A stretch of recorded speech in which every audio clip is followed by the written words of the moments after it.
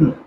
Sir जैसे जिस बच्चे ने 11th की तैयारी शुरू करनी है या फिर जो बच्चा ड्रॉप कर रहा है, उसके लिए फिजिक्स के सबसे ज्यादा फोकस पॉइंट्स क्या होने चाहिए सर? सर मैं ना उसके लिए मैं बताता हूँ, ड्रॉपर हो या 11th हो, मैं सबसे ज़्यादा देखता हूँ कि उसको ना एक तो डिफरेंशियल इंटेग्रल जो है वो अच्छी तरह आनी चाहिए, वो सिंपल डिफरेंशियल इंटेग्रल।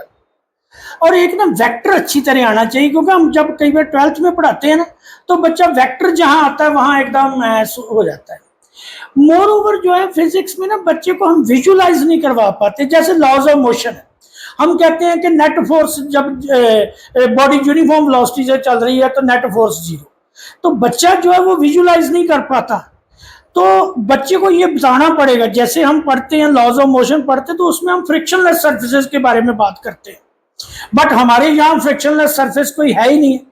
ठीक है, तो बच्चे को उस लेवल पे जितनी देर विजुलाइज नहीं करवाओगे, बच्चा चैप्टर तो पढ़ लेगा बट वो क्वेश्चन नहीं कर पाएगा। जैसे क्वेश्चन 2013 में नीट में आया था कि 3 मासेस हैं, उन पर को फोर्स एफ लग रही है, तो यूनिफॉर्म वेलोसिटी से सिस्टम अपवर्ड जा रहा है, तो बताइए जी बीच वाले मास पे कितनी फोर्स लग रही है।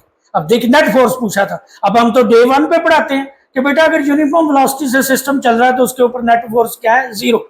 तो ये बातें जो है स्पेशली लॉज ऑफ मोशन और वर्क पावर एनर्जी में बच्चे को विजुलाइज आप एक बार करवा दो, फिर बच्चा कभी भी जो है पीछे मुड़ के नहीं देगा।